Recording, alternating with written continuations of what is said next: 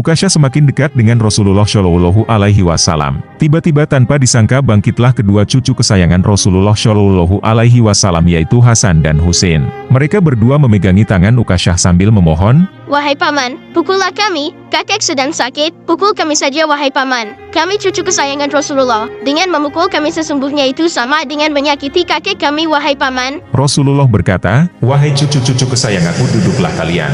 Ini urusan kakek dengan paman Ukasyah." Begitu langkah Ukasyah sampai di tangga mimbar. Dengan lantang ia berkata, "Bagaimana aku mau memukul engkau ya Rasulullah? Engkau duduk di atas dan aku di bawah. Kalau engkau mau aku pukul maka turunlah ke bawah." Mendengar permintaan Ukasyah, Rasulullah meminta beberapa sahabat memapahnya ke bawah. Kemudian duduk pada sebuah kursi. Lalu dengan suara tegas Ukasyah berkata lagi, "Dulu waktu engkau memukul aku tidak memakai baju ya Rasulullah." Mendengar perkataan Ukasyah, para sahabat semakin geram. Namun tanpa berlama-lama dalam keadaan lemah, Rasulullah Shallallahu Alaihi Wasallam membuka bajunya. Beberapa batu terlihat terikat di perut beliau, pertanda beliau sedang menahan lapar. Kemudian Rasulullah Shallallahu Alaihi Wasallam berkata, "Wahai Ukasyah, segeralah." Ukasyah langsung berlari menghambur menuju Rasulullah Shallallahu Alaihi Wasallam. Cambuk di tangannya ia buang jauh-jauh. Kemudian ia peluk tubuh Rasulullah Shallallahu Alaihi Wasallam seerat-eratnya, sambil menangis sejadi-jadinya. Ukasyah berkata, "Ya Rasulullah, ampuni aku, maafkan aku, mana ada manusia yang sanggup menyakiti engkau ya Rasulullah. Sengaja aku melakukannya agar aku dapat merapatkan tubuhku dengan tubuhmu. Karena engkau pernah mengatakan, barang siapa yang kulitnya pernah bersentuhan dengan engkau, maka diharamkan api neraka atasnya.